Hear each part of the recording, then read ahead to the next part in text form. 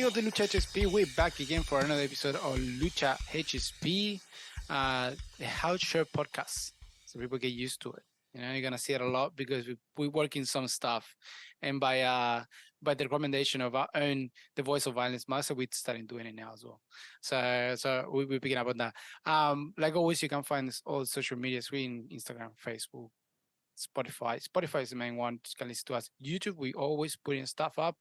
Last week we put something about Jay Cargill going to WWE, which is a great thing for us as follows with Jay Cargill since she started.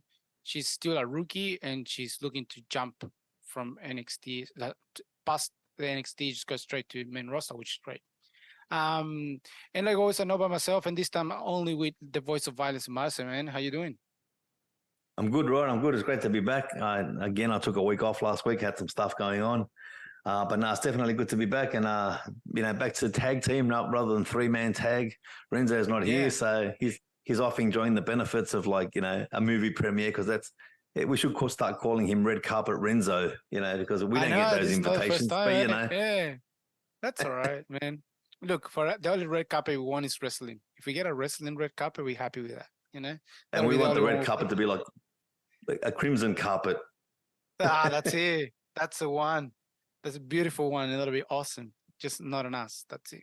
We can exactly. We don't wrestle. Unless we commentate, I don't mind. If we commentate us on a live event and it happens, great. If not, 100%. I don't know. I'll think about it. Man, we have to talk about this because we took this. We put a pause on it last week. We should have talked about it. We just put a big pause because we wanted to hear what you have to say about it. And it's The Rock returning to WWE, which we said it again. We said it could happen. It happened. But it's a controversial what happened. Also, what are you saying in Pac-Man? But first of all, impression of The Rock coming back. Well, first and foremost, I loved it.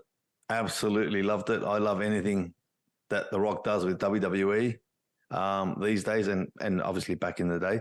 But the fact that he comes back every now and then, to me, is fantastic. The pop that he got at that arena, because I didn't expect it. And I should have known because I was before SmackDown, I was watching the Pat McAfee show on ESPN and The Rock was a guest there and that was being filmed in Colorado. I just didn't know that SmackDown was in Colorado. Otherwise, you put two and two together, you get four. But no, my initial thoughts were like, wow, this is fantastic. I don't know. What did you think when you first saw him come out? Oh, man, it's The Rock, man. It was great. The only thing we said, The Rock comes back, man. Here we go. This is the beginning of the story, and we're waiting for a while to happen. And it could happen.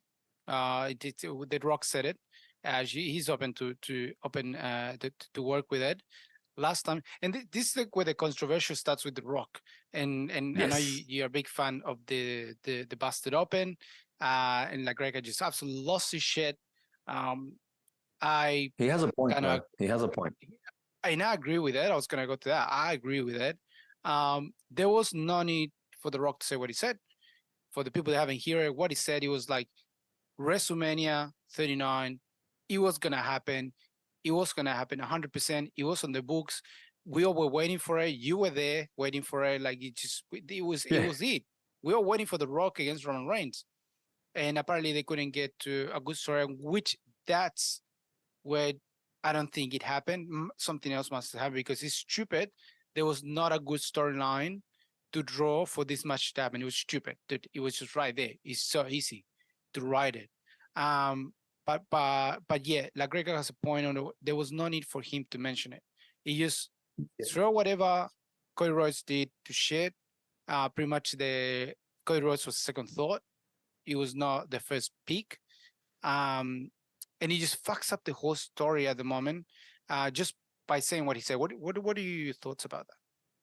Look, I heard what Dave LaGreca said on the Busted Open podcast. He's obviously very passionate about it, and I love the way he speaks about wrestling. I think it's fantastic. Look, he made a point. He made a valid point. But look, the way this business works is before everything used to be kayfabe, everything used to be behind the curtain. Now we're all going behind the curtain. We all want to know more. We all want to know the truth behind the storyline. We all want to know who's writing it, who's booking it, who's doing what, who's coming in, who's leaving. And look, I don't think The Rock meant to disrespect anybody, but I think he went too far behind the curtain. I think he exposed too much, because it doesn't put shit on what Cody did, because what Cody did was phenomenal anyway. I loved what Cody and Roman did, was great, and it allowed that storyline to continue to this day and continue on, obviously, because it's not finished. But yeah, I think he did go a bit too far behind the curtain. But then again, it's The Rock, and The Rock is plan A all the time. When he's available, if he's available, and he wants to come to an event, be it WrestleMania or be it a pay-per-view or even a SmackDown. He just came onto a SmackDown, a run-of-the-mill SmackDown. It wasn't anything big. It wasn't a normal arena. So whenever The Rock wants to come, I think there's just an open-door policy, because for two reasons. The Rock's past, what he had meant to WWE, and more importantly, don't forget, this is the wrestling business, as we say every week. What The Rock brings in terms of viewers, in terms of sponsorship, in terms of ratings, and all that dictates into dollars and cents. So that's why I think The Rock will always be plan A when he wants to be. The same as John Cena now. John Cena having this run on SmackDown. It's the same thing. But yeah, I think he did go a bit too far behind the curtain, but I don't think it damaged anybody in any way, shape, or form. I think the Bloodline storyline is still going. I think Cody didn't lose anything from it. And I don't think, I don't know the guy, but I don't think Cody would have got the shits or anything like that, because I don't think it damaged his storyline or his angle or his reputation or his character at all. Yeah, I agree. Look, what La Greca said, it was fine for me. I got the same idea. There was no need for it to go to, like you said, too far. Just said to the fans, look, it wasn't the works. Unfortunately, it didn't work, but it was going to happen. That's it. That's where you stop. Don't say, hey, look, we talk, we change checks, everything, but we couldn't write a good story, because that's bullshit. That's 100% bullshit. I'm not sure I believe that. Yeah. I don't believe that part 100%. Look, dude, it's impossible they couldn't get an agreement to a good story to give the fans. Dude, the story was written on The Rock show. What's the name? Young Rock. That's what it was written. It was written. There was an actual episode made for that, specifically for that, to them to get together. So it's stupid that he said that. Now, is this the beginning of The Rock getting involved in the Bloodline story? Look, it could be, and it could not be. I think look, all right, I won't sit on the fence. I think it is. How much involvement he has and how soon or how late that will be, I don't know. But I think it is. I think nothing happens. On another podcast, I listened to the Sam Roberts one. He says nothing in this business is coincidental. Nothing basically doesn't happen for anything, that for no reason at all. So I think it is. How it's going to go, I don't know. Obviously, we haven't seen Roman Reigns in a long time. And we're going to talk later a bit about what Jey Uso is doing in the separation of the bloodline. But to answer your question, I think it is. But I think it's going to be a long and drawn out process, and it's not just going to be. Look, it might be something that ends at WrestleMania 40, but I don't think they've booked to WrestleMania 40 yet. It's too far ahead. There's so much that can happen in between, but obviously, I think The Rock will figure, not prominently, but he will definitely figure in the storyline for the bloodline, which, as he should. That makes sense. I think this story is written. That this is not brain out. It's just. I don't know. It would be so stupid now that Rock is there. Night one is The Rock versus Roman Reigns, where Roman Reigns loses the head of the table. Night two, like you said, Roman Reigns will lose everything. And I think the first thing he needs to lose the head of the table and then lose the title. And that's night one and night two. It's perfect. But it's right there. I don't see him wrestling both nights. I don't think that makes sense. What makes sense is perhaps something happening with The Rock at WrestleMania, and then perhaps something happening with Cody further down the track, be it at SummerSlam or be it at a pay-per-view before that. Because don't forget, SummerSlam is the WrestleMania of the summer. So, I don't know what they're going to do. I wish I did. But actually, no, I don't wish I did because I'm excited. I'm excited about what's going on. But yeah, look, I don't know, man. This could go so many ways. Yeah. It could go so many ways. I don't know if you the way the bloodline's going now, it's kind of lost a bit. And I know what I said a couple of weeks ago that I was like interested to see where they're taking it. But to me, I don't understand where they're going. I really don't. They've gone completely separate. Jimmy's on one show and Jay's on another show, and Jimmy's trying to get back. He hasn't been mentioned. No, Roman hasn't been mentioned. The only time Roman gets a mention is when Paul Heyman says call Roman Reigns, on his mobile phone. But not even Jay or Jimmy or anyone mentioning the fact that Jay is on SmackDown and Raw. He hasn't been mentioned in between, which is really weird. I'm sure they're gonna link it up somehow, and this is just an ongoing 3 years plus of storyline, which is unheard of in wrestling. Yeah, but I'm still enjoying it. I still like it. It still got me thinking. And as single competitors, Jay's been teaming up with other people, but he's pretty good. And so is Jimmy, and I like what Jimmy's doing. I just don't understand why he's doing it. Like I said 2 weeks ago, it just doesn't make sense that he wants to go back into the bloodline rather, because he was the one that wanted out originally. So it's not making sense unless the only thing I can think of, and I was thinking this when I was watching Raw today. Unless he's trying to suck them into trusting him again, and then he'll go back and do what he did before. But then, that's just repeating what they've already done. So I don't know. It's got me fucked. Yeah, I think all of us are all trying to figure out what the hell's going on now.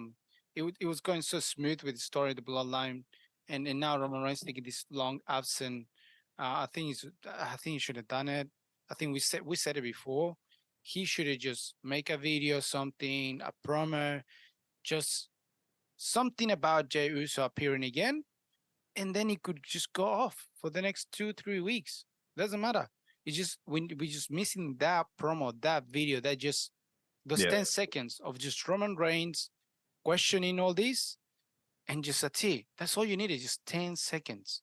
All you needed. Yeah. And just give us the 10 seconds just to link everything together, and it's pretty weird. Now, my question regarding Roman Reigns, and I want to know, now that we know that this is Cody Rhodes and The Rock, these are two they're going to be facing Roman Reigns, and we know that. What's more important, or what's going to be the first thing that Roman Reigns going to lose? Is he losing the title first, or is he going to lose the head of the table first? I think he lose. That's a tough question. I know. What's more important? Because if he loses the title, if he loses the title, he loses the reason why he's the tribal chief, why he's the head of the table. Look, I don't know. It could happen at the same time. Does losing to The Rock mean he loses the head of the table? Yes, probably. And then he'd obviously lose the title.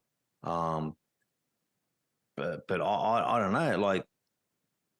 If he loses to Cody, if he loses the title to Cody, then what's the interest in The Rock versus Roman Reigns fight?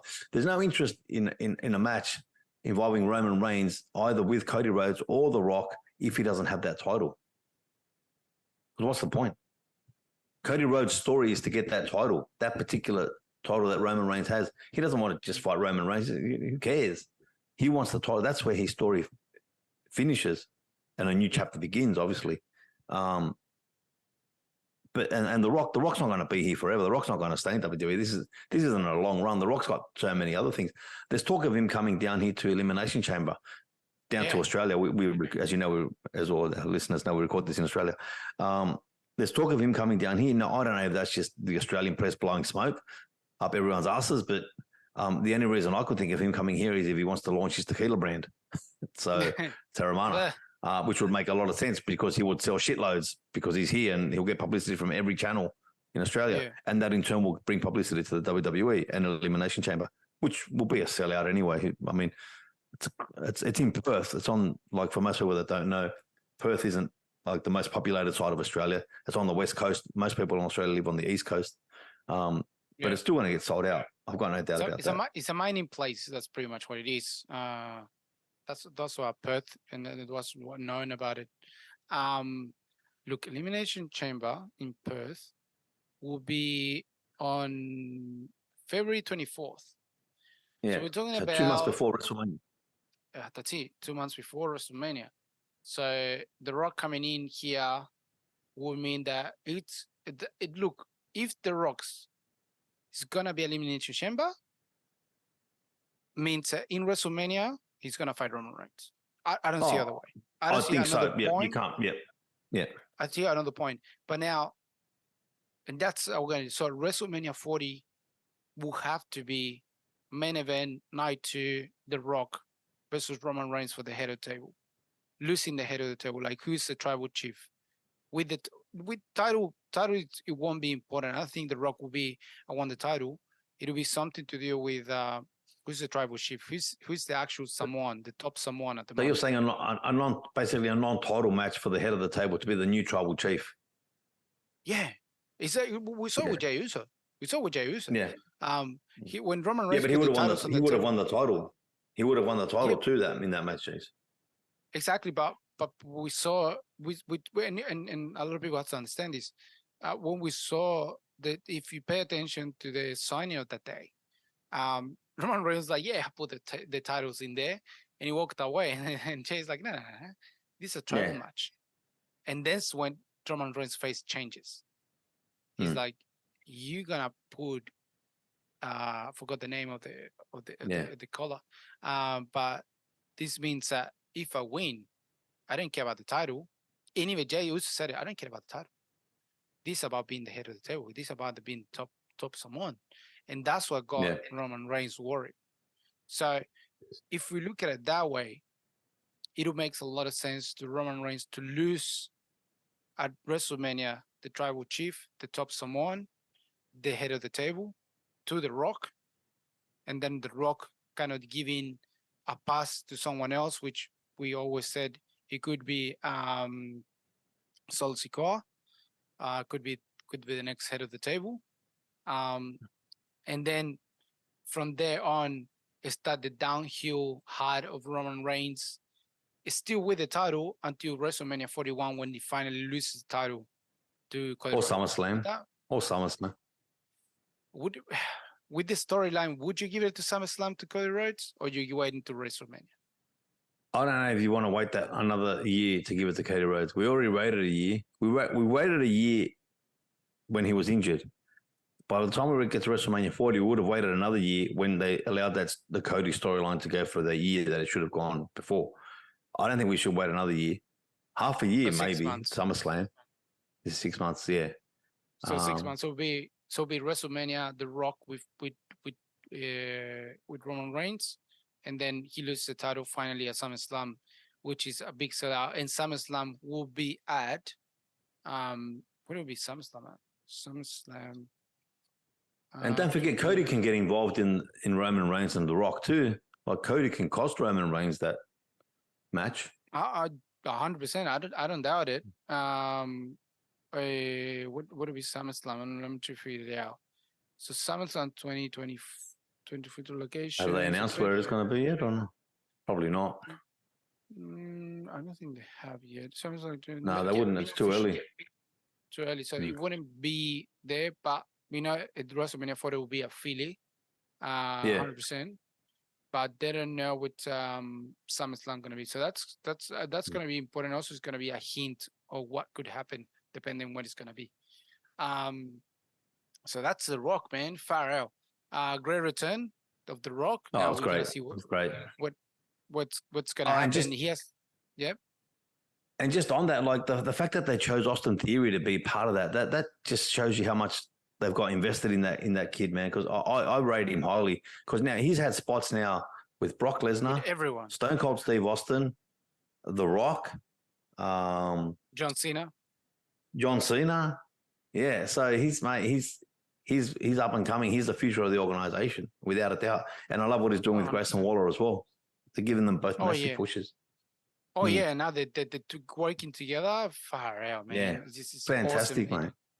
It's great, and I think yeah, he's gonna be the next one. He's gonna be he's gonna end up being like literally John Cena.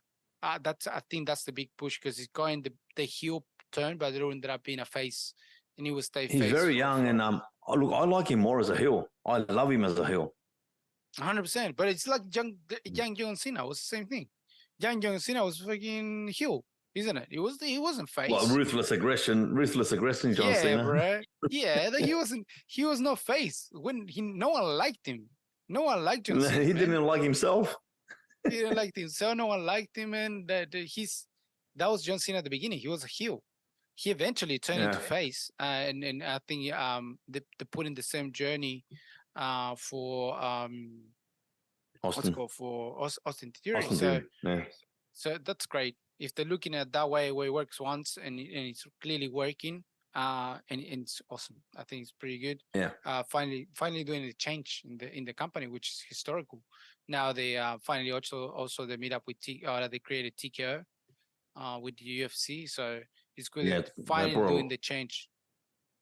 Yeah, they brought a lot of changes too. I don't know if you want to talk about the releases today or if you want to wait for Renzo to come back, but there's massive movements, obviously. I think we need Renzo for this one. I think that this list is I'm happy to wait. big. Yeah, and it's a lot of surprises in this list. A lot of wrestlers that we weren't expecting to leave so soon, especially because they had matches booked. And it's really weird who they let go, but it makes sense. They got a big roster which they're doing nothing with it. And yeah, so I think we'll wait for Renzo to speak about that one. So we leave it for that. But let's keep going with what's happening in WWE. And let's talk about what's happening with Jey Uso, man. What are your feelings with Jey Uso in Raw, and a little bit of what Cody Rhodes said today, which links a little bit what's happening with Jey Uso. I haven't seen all of Raw today, so I don't. I only heard what he said at the beginning. Exactly. I just want what Cody Rhodes said. I think that's enough for us to talk a lot about. Yeah. Well, look, again, as I said earlier, I'm not sure where they're going with it. It's very interesting that Cody Rhodes got Jey Uso back into Raw, and I think what that shows is Cody's he's trying to really reinforce this split of the bloodline. He's aligning himself essentially with Jey Uso. Like, he come out and helped him when Judgment Day was attacking him and things like that. And as Cody, as you said, like, well, what he said today, like, I think we're way past the third innings. Obviously, that was in reference to something Paul Heyman said at a press conference after a premium live event. Where he said we're only in the third innings of this story. So obviously Cody's saying, well, this story's moved on now because look at this. Jey Uso's now here. Jimmy Uso's separated. Now he's trying to come back. There's division in the bloodline. So I think Cody aligning himself with Jey or giving Jey this pass into Raw is just Cody reinforcing this split in the bloodline and just making sure that they stay split. Yeah. Oh, that 100%. I think that's definitely what's happening. And now also we got Cody Rhodes now also is aligning himself with Jey Uso. He's also aligning himself with Sami Zayn and KO. Two people that actually are against the bloodline as well. So clearly the story is going to be Raw, this group of Raw against SmackDown, which is clearly the bloodline of whoever's, which is at the moment is Jimmy Uso, Solo Sikoa, and Roman Reigns. And look, this talks about Jay Fatu coming in, Fatu appearing, and making his appearance a part of the bloodline, which I think is happening. He's too early. Yeah. I don't know, man. It's 4-4. You're missing one. At the moment in the bloodline, and we're talking about this Survivor Series coming up. Roman Reigns is coming back as well. When is the next appearance of Roman Reigns? Crown Jewel.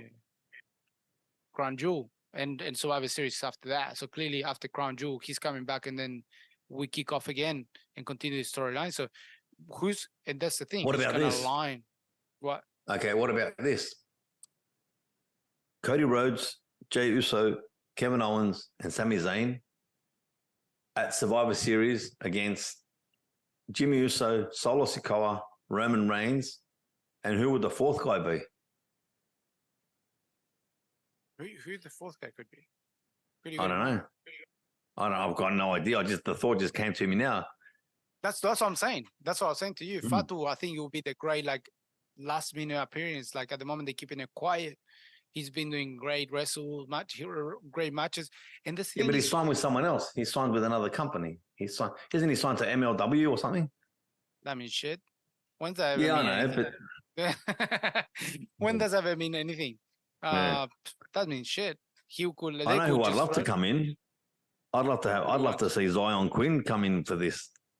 Ooh. I know he's not from their bloodline, but he's Islander and he fits in. He's got the look, everything.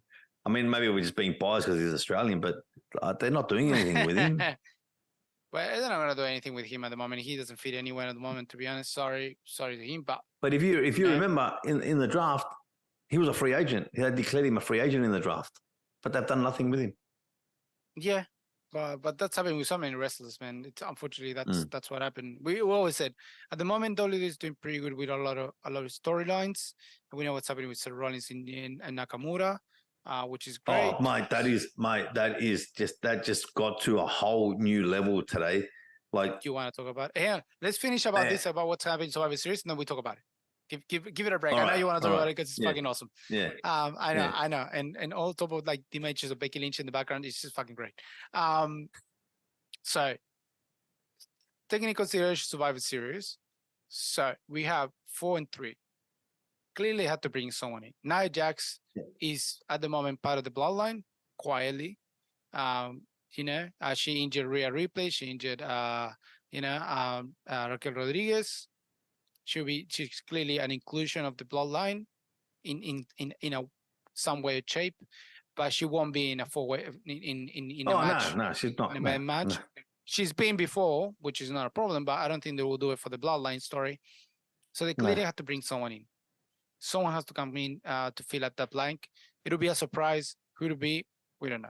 So we're gonna have to wait until we get something else. Until we see someone Roman Reigns, man. When we see some Roman Reigns and the bloodline story started working again, and he questions what's happening with Jey Uso and all the thing, we'll have a better idea. But at the moment, it's just not. And creative, we're just talking about it. Seth Rollins and Nakamura. Yeah. This Fantastic. For me, it's fucking great. But this also means that we get into the end of Seth Rollins, and we're gonna have him absent for a long time once this finishes off, which we don't know if it's gonna happen at what's the pay-per-view coming up? They just mentioned today. Fastlane. Fastlane? Yeah, Fastlane's coming up next week. There you go. Against Fastlane, it's gonna be a last man standing against Nakamura. Yeah, which is yeah. I don't know if he drops the title against Nakamura. I don't know. Apparently he does. Apparently the broken back is not a work. It's a shoot. He does need back surgery. Yeah, he does. Yeah. So look, he may well drop the title against Nakamura, but I've said this a couple of times before on the pod. Man, was I wrong about him? And like the best thing they did was let him do the cut promos in Japanese. He just flows. He's got that evil look about him. I think I've said this before, but it just reminds me of the Cactus Jack promos from SCW, the scary, spooky ones he used to do. Yeah. Shinsuke is great. And what he says, I'm going to make your family ashamed of you. You're never going to walk again. That's fucking hardcore, man. I love that. That's fantastic. I was secretly hoping when he was cutting that promo today, when he was talking about a secret match, I was like, please say Japanese death match. But it's WWE, so that would never happen. Nah. I think the closest we got was at AEW, and that was don't even remind me of that freaking explosive by wire match. That was just horrible. But it's great. And again, it goes pretty much what Jey Uso and Roman Reigns. He doesn't care about the title. He just wants to fuck Seth Rollins. He just want to get Seth Rollins into. And what I loved also was the WWE put the video of Becky Lynch in the back watching the screens as Seth Rollins said accept Nakamura's challenge and the face that she put on. That's just also great. So that means that she's gonna be involved. This is happening. I think he will drop the title, but I don't. No, I was gonna say What do you those think? things. I think he's catching in, man. He's That's happening. what you just took the words out of my mouth. I was just about to say to you, I just got an idea, and it was that. Senor Man in the Bank, man, he's coming. I said it many times. He's gonna cash in, man. Senor Man in the Bank, this is the moment. He will do in a perfect timing. And this is a great thing because Seth Rollins will retain. He will retain the title. Nakamura will do what he did, and this what I think is gonna happen. Match will finish. Seth Rollins will win, but Nakamura will start bashing the shit out of him after the match as a sole loser. Coming in, Senor Man in the Bank, thinking about the situation. He cashes in, he leaves the title, Seth Rollins on the floor, and we see Nakamura walking on the entrance towards the tunnel laughing. I did what I mentioned. I don't care about the title. I'm getting out. We got Senor Man in the Bank with the title in the hands, and we see Seth Rollins just on the floor, completely finished, and that's the end of the pay-per-view. I don't see it any other way. I think that just would be the great way to finish it. It would be such fantastic. a good way. I think it has to happen like that, man. It has to happen like that. It'll be the greatest finish, great pop, and just finally we're gonna get Damaret in, and Senor Man in the Bank couldn't be a better person to have that title at the moment, man, because it'll bring more shit into the Judgment Day as well, which makes it even more fun, man. It's just getting better and better. Oh yeah, absolutely. Look, I would love that ending. That sounds fantastic to me, and I honestly, the idea of Damian Priest cashing in just came to me, and I think it makes a lot of sense. And just quickly before we move away from WWE, because we've been on it for a bit, I just wanted to make mention of a match that was on Raw today, which I loved. I absolutely loved, and it's one that it's one that JR would probably describe as a slobber knocker. It was Otis versus Big Bronson Reed, the big Australian from South Australia, from Adelaide. Mate, what a match. These two behemoths, like they're huge, absolutely, like 300 plus pounds. And the moves they were pulling off, like it was great. And then Bronson Reed's tsunami on Otis. Wow. Like I don't know how the whole ring didn't fucking collapse. That was just insane. That move is incredible, and how he does it without hurting people, I don't know. But yeah, what a match. And if you haven't watched Raw, watch it, because that match is phenomenal. Oh, great. The two machines, man. Two just demolition machines, just brutal wrestling. That's it. It's not technicality in this. It's not technical. The high flyings, even though they're really agile and they can move and they do technical stuff, man. It's just brutality. That's what it is. Like Samoan dropped each other. Like that's fucking insane. They're just the pure power to have to lift someone, man. It's just crazy to be able to lift someone like each other, like try to lift each other, just fucking nuts, and be able to wrestle. Yeah. And that's what people understand is like, you see them big and fat, but dude, don't be fooled. Nah, they're athletic too, man. Don't worry about that. They're athletic as fuck. Yeah. It's like someone watching, Tyson Fury is like, that guy's a champion.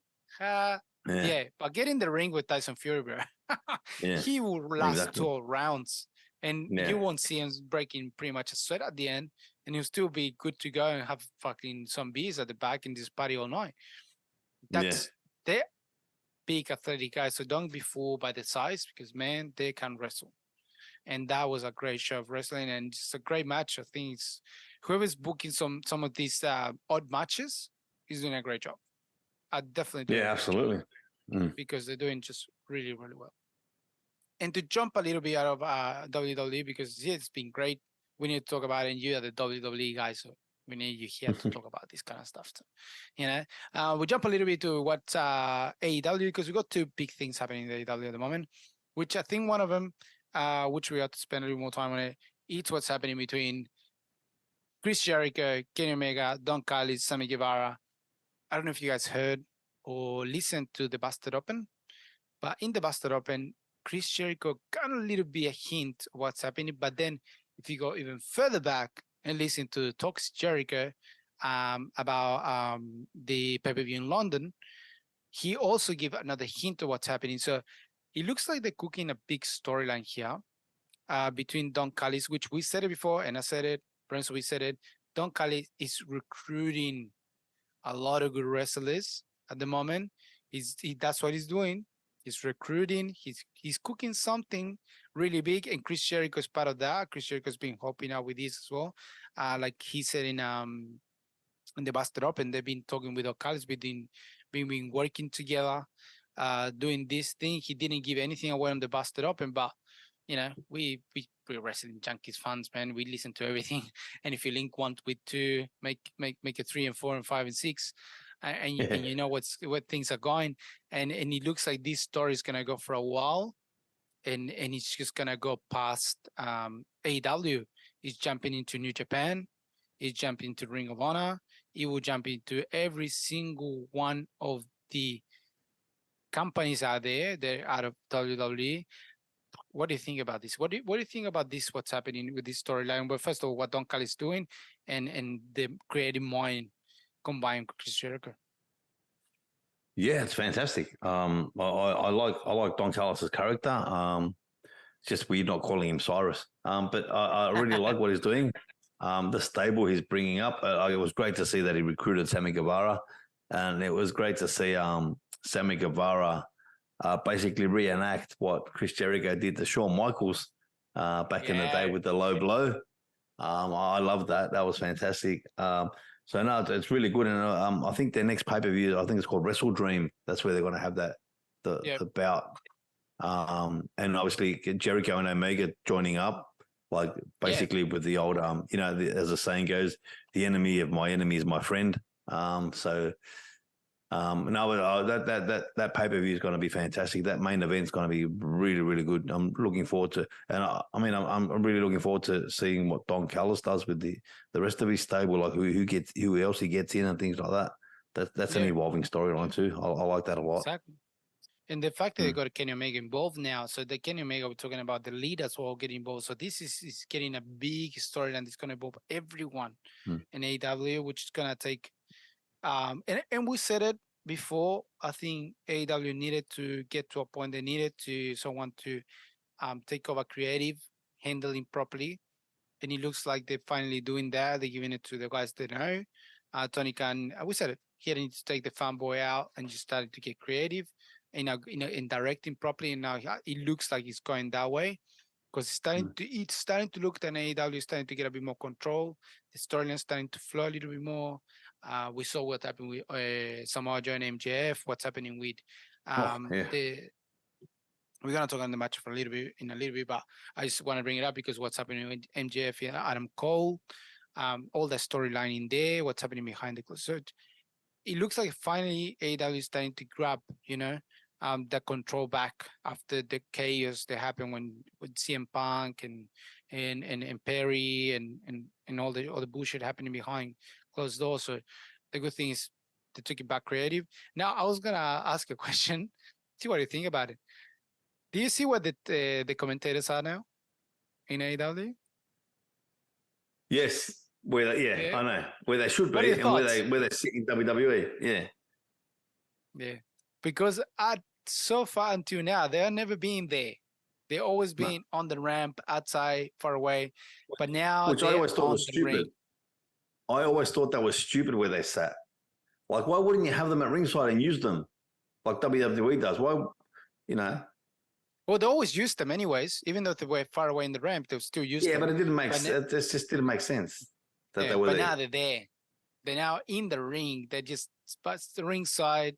That's what they are. So that's a great thing. I just love the fact they just brought that back in, and I think that's that's definitely part of Chris Jericho and Don Callis taking over creative. I don't think there would be any other way to put that in there if it wasn't for them to taking over. So whatever they're doing is great. And now jumping into Samoa Joe and MJF, man, what do you thought about that match? Great match. The promo MJF did, which basically mimicking the Bret Hart promo from back in the day. Yeah. It was great. MJF walking out in those in his wrestling gear. They had all the New York teams from the different sports into it. Like it really pumped up the New York crowd. Samoa Joe, as always, just a ring general. Yeah. Both of them are ring generals, and it's just great to see two top class wrestlers, showing off this art form that we love and doing it right and doing it at a really really high level. And then I was as soon as Adam Cole jumped off that ramp, I thought, oh, geez, he's fucked his foot because he was limping and you could tell he was injured straight away. Yeah. And I think it's the one thing that came out of that, the injury that Adam Cole has done on his foot. Fucking, it was stupid. That was one of those stupid injuries that you don't think is going to happen because it's just a jump. He's done it so many times. He's done it even worse. And it's just stupid jump, and I think he just landed wrong, fucked his foot, and we don't know the extent of it now. We're going to have to see what the extent of his injury is because this will put a bit of a problem in the whole Ring of Honor titles that they got at the moment, tag titles, and what's going to happen with storyline. But it won't be much of an issue. It's just probably just trying or something. It's not going to be back. I don't think he broke any bones. It shouldn't be. But he definitely was hurt and he was trying to hide it, the pain as he was going in. He was in pain, man. He was in pain. Oh, he was in. As soon as he started to walk, you can see in his face, he was in pain, man. But he held it together. But that match was fucking great, somehow. And it closes a chapter. And I think this just a sign that NJF is starting to close chapters to move on to WWE. I think that he wants it. He said it many times. He's having the great run. I think one of the greatest, a great run in AEW. He's closing chapters. He closed a chapter with Samoa Joe now. With CM Punk, we're never going to have it, that unfortunately. But he's closing all these chapters, having a Wait, we're never going to have it in AEW. In AEW, we don't know the other way. We never say never, Well, look, I don't think he'll go to WWE for a long time unless they throw a shitload of money at him. But then again, Tony Khan's got a shitload of money too, and he's not going to want to lose his top guy. I don't think. I think NJF is not the money. That's the thing. I don't think it's the money at the moment. It's just that he wants to. He's trying to prove a point at the moment. He wants to prove that he's the best. And for being the best, you got to be everywhere. And what better way to go? Well, he got a massive compliment. You got a massive compliment the other day from The Undertaker. The Undertaker, he said, I think he said something like, if he came back to wrestle one guy, who'd it be? And he said, it was MJF, which is just that's the top. That's the highest compliment you can get in wrestling. 100%, man. The Undertaker telling you that, and that's another thing. Is the Undertaker telling you, kid, go to WWE? Oh, he will. I've got no doubt he will end up there, but I don't think it'll happen soon. I'll give it 1 or 2 years, no more than that. I don't think he'll give it more than that. I think that's why he's closing doors, closing chapters. Not closing doors. Sorry, my bad. Closing chapters, having a good run. He'll have this run with the storyline with Adam Cole will run for a while. You can give it a year to this storyline because clearly it didn't finish. It's gonna go a year or more with this. Until he drops the title. Once he drops the title, I think that's the time he's gonna leave, and to WWE because, like I said, for him it's not the money. He wants to prove he's the best of the best. And man, having MJF in WWE, what a great heel to have there, man. Yeah. What a great heel. He will have to stop some of the shit he does or says more than anything. The shit that he says. Oh, of course. Well, forget it. Yeah. Yeah, but you need to give more. You just got to tell him, don't do this, and that. But you don't have to give him the kid a script. You don't need to. Come on, he can fucking talk. He can cut good promos. He can wrestle. Oh yeah, dude, you pull him as and I think this gonna go also to and why he needs to go to WWE. Cody Rhodes, man. He needs to close that one with Cody Rhodes. And what better way to do it in WWE? They gotta close the chapter, man. And what better way with Cody Rhodes as a champion? I think that's where things are gonna go. I think this is what they're waiting for. They're waiting for Cody Rhodes to get that title in, MJF to lose it, finish it off, bring it in, and come on. Who better to take over SmackDown than MJF? And we got MJF and Raw. We got Raw, Cody Rhodes, MJF at SmackDown. God damn, and that's where the storyline stopped with the bloodline. Talk about fantasy booking. But you can't tell me that it wouldn't be better than that. Like, you give the great break to Roman Reigns, they can go off for a year, just completely gone. You don't need him back. He's out for a year, no problems. He lost everything, so at the moment he has to rethink everything, all shit. You got Solo Sikoa doing something with whoever's there, Jey Uso, Jimmy Uso, and whoever was bring in. But then we can give the big break to Roman Reigns. But you need the heel. You need the heel to take over. And this is not big. There's no bigger heel at the moment than MJF. Well, heel face at the moment. He's going heel face at the moment. The biggest heel is Dom. We gotta say it has to be Dom at the moment. He's improving too. Don't worry about that. Yeah, and look, just to close it, we closed the AEW because go back to WWE. I think we got a lot talking there, but I think that's what's gonna happen to MJF, and hopefully it happens because it would be a great pop, great for him as well.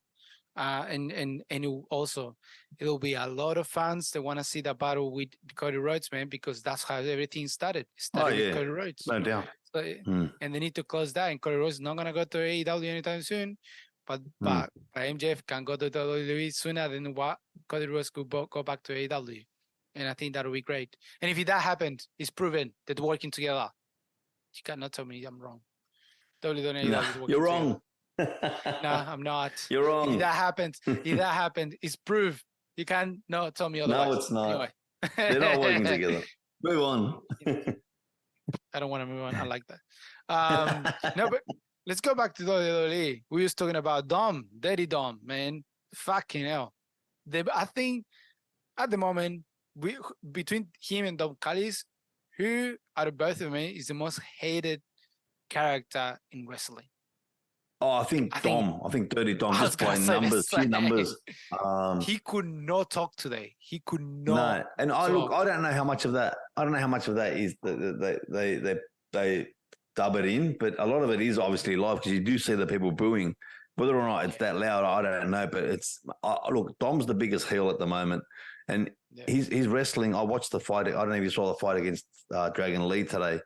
What a match! And Dom's just he's just come a long way, man. Like, he looks comfortable in that ring now. His timing's a lot better. He's doing a lot more moves. He just looks really comfortable, and he's even got Vishano, like villain, tattooed on the back of on the side of his neck, which is hilarious. I love it. Look, wrestling, I think Dom's really coming along. Dom's really learning from the people that they've surrounded him, like from Damien, from Rhea Ripley, and from Finn Balor. He's learning a lot. You can see that. So no, I like it. I like what he's doing. I really do. He just needs to go to the gym a bit. He won. Look, there's so many wrestlers. Look at KO, man. Look at KO. We saw like Bray Wyatt. The Big Show. Yeah, but they're big. They're big. They're still big. Dom's tall, but he's not He's got a little bit of definition. I don't know. I don't know why he puts on the body lotion. Like, there's no, like, I'm not hassling him. Like, he does a great job. But look at Chris Jericho, man. Chris Jericho never had a great body. No, but you could see he had muscle. Like, Jericho had a good body, man. Like, he wasn't ripped. Yeah. He wasn't huge, but he was cut. But look, I don't doubt he's hitting the gym, but it just look, and also it goes with his character at the moment. He's not tough. You can't get, and I think that's the great part. He's not tough. He's pretending to be tough, and the fact, if you give him muscles, you become tough. Like Rhea Ripley, and that's great, because if you look at the Judgment Day, Finn Balor, great body. Senior Man in the Bank, fuck, what we're talking about. Rhea Ripley, holy shit. We're talking about great bodies, but then you look at Dom is skinny, and it goes perfect with his character, It's just perfect. Fair point. And I think that's why he's not putting on the muscles at the moment, because you don't need to. You give him muscles and you give him that toughness that it doesn't exist, because he's not tough. At the moment, he's dumb. And that's fair point. And that's the thing I was saying to Renzo a while ago, when he was complaining about him being so dumb in the ring. He was part of it. He had to be dumb in the ring. He wasn't a good wrestler until he won the title. Now he won the title. Hang on a second. He has to prove he's a good wrestler because Yeah, he's he's a a champion. champion. Yeah. So now it's different. So now he has to prove himself. So that's why Mm. he's actually wrestling now. And I said, as soon as he won the title, you can tell the difference. As soon as he won the title, he started wrestling. Yeah. And that Yeah, is fair just point. great. It's great of his end. You say he's listening to how he's talking about. It's clearly it's Rey Mysterio. He's opening him out. Rey Mysterio has a great influence on him, and like you said, Finn Balor, Rhea Ripley, everyone around him. But he's following really well the instructions. I think he's doing really good job with his character. They're doing a great job with his character. And again, you don't need to give muscles to the guy that doesn't need to get. He's not tough, He's a shit. He will get the muscles when he start doing his solo run without the Judgment Day. Yeah, which fair at the point. moment I don't see it happening in fucking probably a year. I don't think I Judgment think Day he's will got a break really. I think he's got a really shit diet. From something that Finn Balor and Damian Priest said in an interview, they're like that. Or the only thing he eats are those chicken tenders. So that won't get muscles. Yeah, 100%. But also like it at the moment. I think you don't need to worry about it. That's the thing. He doesn't need to. Like if you think about it, it's great for his character. I think he's once the Judgment Day fucking breaks up in a year and a half time, I don't think what's gonna happen because it clearly didn't happen already with the tag team match. They're the tag team match champions. Once the title comes in place, if he cash ins, Damian Priest, maybe something else will happen. There's still rumblings in the Judgment Day, but where is that gonna go? I don't feel it's gonna go to a breakup. It's just turmoil at the moment, but it will get strong again. We got what's the name of the guys in the Finn Balor friend. JD McDonough. McDonough. He's there. He's clearly, causing problems. But I think more than problems he'll become an ally. He'll become part of the Judgment Day. The Judgment Day will get bigger, better, and better as they are, and just probably in a year's time, man. In a year's time, we'll see that breaking up because at the moment there's only one story and one stable we want to break up, which is the Bloodline. That's it. You don't need to break up any other stable at the moment, and we still got, and man, we still got what's happening with Bobby Lashley, man. Bobby Lashley's creating a stable. We got Jake Cargill coming in. There's no other way she's going to go with Bobby Lashley, man. And that stable is going to go against the Judgment Day. And that story going to build for a long time, So I think Daddy Dom is all right as the way he's doing. Body type hopefully doesn't change. So we continue because he has that shitty tattoo also on the side. It also works out in his favor. He's a shitty tattoo. Come on. Seriously. That's not really bad. Come on. Oh, it's a shitty tattoo. Come on. It's that one is like, I want a tribal tattoo. Give me whatever you got, It's not, he has the random colors there. It's not the greatest tattoo ever, man. But it goes perfect with the character. It just works amazing. And just everything around what the Judgment Day is awesome. So I think props to whatever who's behind there, which is Finn Balor and Rey Mysterio, obviously. And they're working really close to each other in that one. So yeah, man, fucking love it. Love it. And anything else you want to bring in? I think we're getting to the end of this, man. No, I think we covered everything we wanted to today. Yeah, pretty much it. And we don't have Renzo for his amazing recommendation, but I got a recommendation for you guys if you want to hear it. Up to you. Watch Heels on Stan. Well, here in Australia, Stan. Anyways, watch Heels, man. What a great series. Have you watched it? No, because I don't understand the concept of a wrestling show about wrestling. I just watch wrestling. That's the show. Mate, watch it. Watch it. Not only because I don't know wrestlers there, like CM Punk is a constant wrestler in there. They do a lot of mentions of WWE, but it makes no sense to have a wrestling show about wrestling, but it's a great way to put it this way. It's like if they make a series about Vince McMahon. And to see all the behind, it's like they see the whole behind closed doors, him at home, he with his family, the shit deals are happening, what's happening on the ring, and then behind closed doors, his point of view. That's pretty much what it is, It's looking at the DWL, That's the main wrestling promotion that is there. You know, the Space family are the ones running it, and they show you what's happening behind closed. What is to run a business like that? What other promotions are there? You gotta, sometimes battle for real. What wrestlers go through, what it means to have this running, what it means to have like different wrestlers. Like it gives you a great idea. And also you got CM Punk in there, putting his input. He's been big part of this what's called series. You got Cactus Jack in there as well. He comes in a few episodes. Okay. Yeah, he comes in an episode with he's gonna do, like I said, they got a lot of WWE people, and they mention WWE a lot. So they got a lot of wrestlers coming in, actual wrestlers that when you see like, oh my god, so it's pretty fun to watch. But yeah, people, if you can watch Heels, great series. If you haven't watched it, it goes week to week, which I think season 2 just finished because all the strike and whatever, which is about to finish now, the writer strike. But the last episode just dropped in, not last week, the week before, and that was the end of season 2. And it's a great ending to season 2. So you got season 1 and 2 happening, which the last episode just come up 2 weeks ago, if I'm not wrong.